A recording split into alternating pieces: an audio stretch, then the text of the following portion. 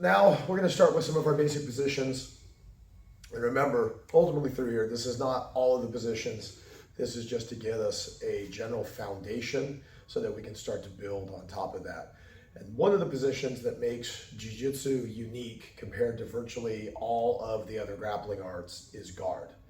Judo has guard within its repertoire of positions, but when you look at Judo, which is basically there's old Jiu-Jitsu, then Judo comes from, which was originally called Kano Jiu-Jitsu, that gets rebranded as Judo. It has a guard system in there, but when you look at how you win in a Judo match, you can win by ippon. So if I can throw Matt and make his back land on the ground, okay, that is a ippon, that is a match over. That's the equivalent of a knockout. Okay. Or you can win by submission. So you can do hyperextensions, chokes, the like. Okay. And the one part that Jiu-Jitsu does not have that Judo does is I can win by pin in Judo. So they don't really spend a lot of time on the ground. So when you look at Judo and the development of guard as a position, does it exist in Judo? Absolutely. Does it exist in the manner that it now does within Jiu-Jitsu? Absolutely not. Because the rule set within Judo does not promote long play on the ground. Once it becomes inactive, their match is basically stopped and they'll get stood back up. That's why the dynamic guards that are now within Jiu-Jitsu don't really exist within Judo, simply because of that situation. So what we're gonna do is we're gonna start off, Matt's gonna be on the ground. So we talk about shields and the like, and you look at Matt, the way he's on the ground, shields are up, hands are up, basically building his frame. So my job ultimately from here is to not be engaged in Matt's legs. That would be my preferred. I would love to be all the way over here, body to body, making my connections, okay? If Matt is on the ground, he does not want that. So if he can't keep me from engaging with him on the ground, and if he can't keep me from passing around his legs, then he at least wants me to become entangled in his legs. So that now from here, although Matt is the one on bottom, he is the one actually controlling my hips. That is a major within Jiu-Jitsu. That the one who controls the hips tends to be the one who is in control of the situation. So right now, Matt is controlling my hips. I can't move without Matt's permission at this point. Every time I want to move around, okay, he is connected. Now from here, we talked about the cone of violence and some of the earlier ones. So right now, he has 4 limbs and his head. His entire cone of violence is facing me. Even though he's on his back, he has all of his weapons directly facing me. And if you look at my position, his hips are above my hips. Okay, and we talked about in some other talks that he has passed my legs. So right now, my legs are literally only holding me up, but they're not really here as a weapon against Matt. So right now, he has 5 weapons against, at best, you would count it 3 for me. 2 arms and maybe my head. My legs right now are out of the equation. They're just here for base. So realistically speaking, one of the things that makes this fairly unique for Matt is if he pulls with his legs and forces me to have to put my hand in his body, then that means that all of my weapons now, with the exception of my head, are being controlled. And Matt right now has 2 hands completely free. This is one of the things that makes guard fairly dangerous, is the fact that Matt can put me into a position where he's making all of my weapons now dedicated into just holding me up, while he is free to be able to use his hands. Okay, that puts him in a severe advantage. So when we're in this position, we have to be thinking about from here, it is my job and my responsibility to defeat these legs, to get to the other side, and at this point in time, Matt is actually the one that's in a great position to attack me while I'm doing that.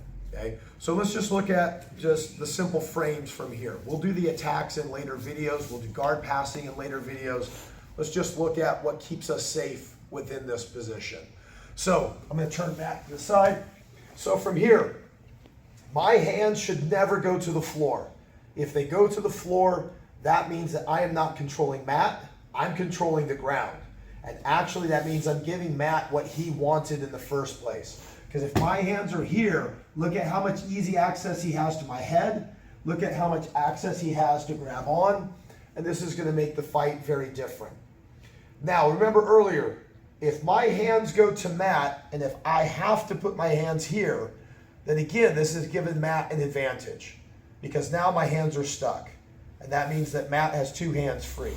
So what we're going to look at is just posture. Posture's head up, shoulders back. Okay, my shoulder and my hips are in alignment with each other, and my knees are far forward. Okay, so now from here, Matt is going to start pulling me with his legs. Just go one steady pull. So from here, if I don't do anything, this is going to pull me down, and it's going to force me to put my hands onto Matt's hips. Okay, from here, I'm going to counterbalance what Matt is doing. When he goes to pull, I'm going to take my hips and I'm going to push, like by rolling my pelvis. As he pulls, I rotate. He continues to pull. Pull, pull, pull, pull, pull, pull, pull, pull, pull. Okay, and eventually what's going to happen from here is either he's going to pull me so hard that I'm going to fall down to him, or he's going to start to sit up to me.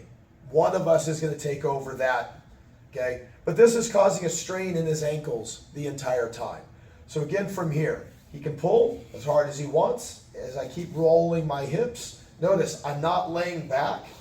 I'm staying in the middle, and I'm rolling my hips in the process. So as he goes, eventually, like I said, either he's going to pull me down, or he's going to have no choice, but he's going to have to sit up to come get me. And when he does come up to come get me, now my hands are going to start to play to keep him at bay. It may look similar, but you have to think about what's happening through here. If Matt pulls me down, my hands go to his ribs, okay? And it's happening because I have to. If I hold my hips in play and Matt is sitting up, I am putting my hands on him because I want to. That is a major difference in who is now becoming in charge. Now, his hips are here. When he's pulling me and I can't hold myself up, if I only put my hands at his hips, okay, how much do you weigh, Matt? 160. 160. So I got Matt by 100 pounds, okay, and I got some pretty good arms. So from here, if I only put my hands at his hips, he's going to pull with his legs, and I'm going to try to keep myself up. Okay. If we want to put a frame in place, if I have a fence that's straight up and down, and I try to put a brace up against it, the brace should be at roughly about a 45-degree angle. If I put my brace where the brace is also almost straight up and down, that would be the equivalent of me pushing directly on his hips. Okay? From here, I don't get much of a brace, because this is the part of his body that moves. If I go here to his ribs, okay, now I'm building, you can see my hand and my shoulder are building roughly about a 45-degree angle.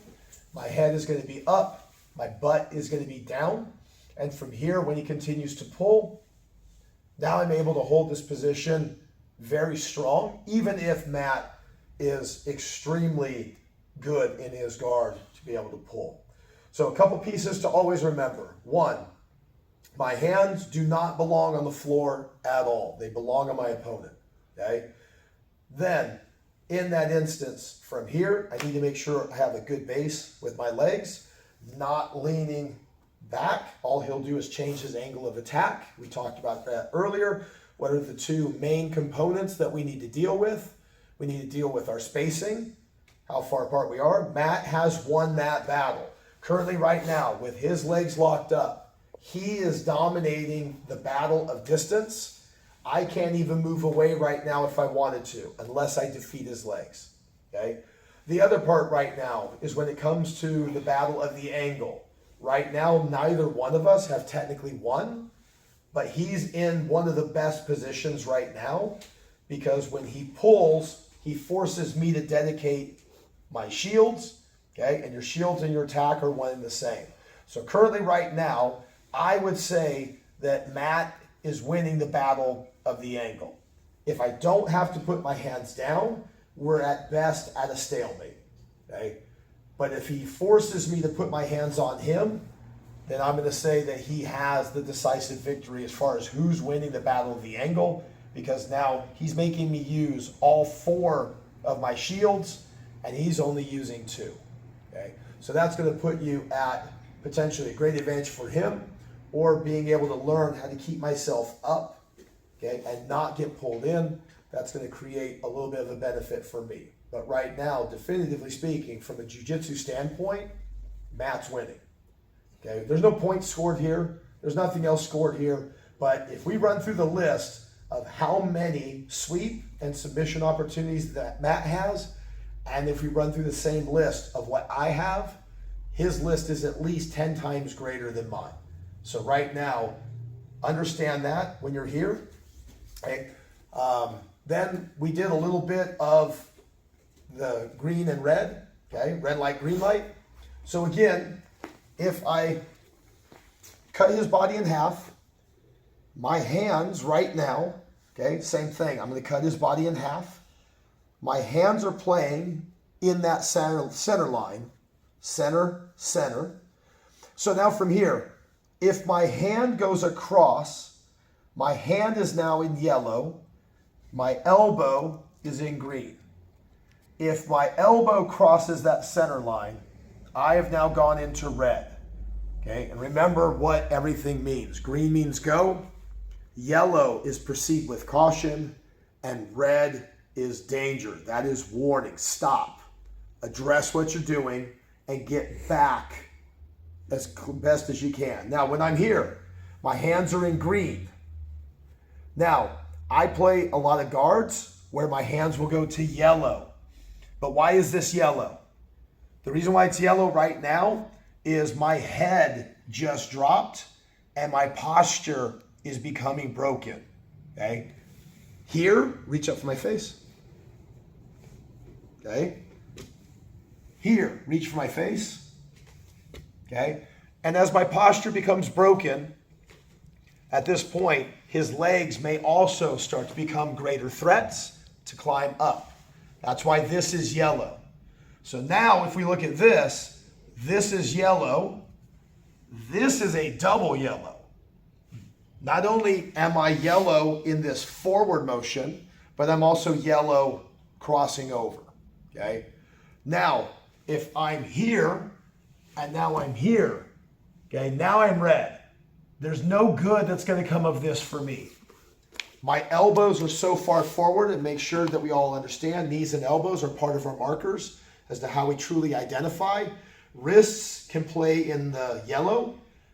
Elbows, it's green or red. There is no yellow for your elbow. That almost sounded like I rhymed, but I didn't. There is no yellow space for your elbow. You're either green or you're red. There is no yellow space for your knees. You are either green or you're red. Feet and hands can play in the yellow, but elbows and knees never can. So make sure when you're in your guard position, okay, posture is up, keep your head away as far from them as possible, don't lean back, okay, watch your yellow, green, and red zones, okay, and make sure from here that you have a good frame. Do that, and you're already going to be doing a pretty good job. And then in the other videos, we'll start looking at how do we attack on either side of this coin.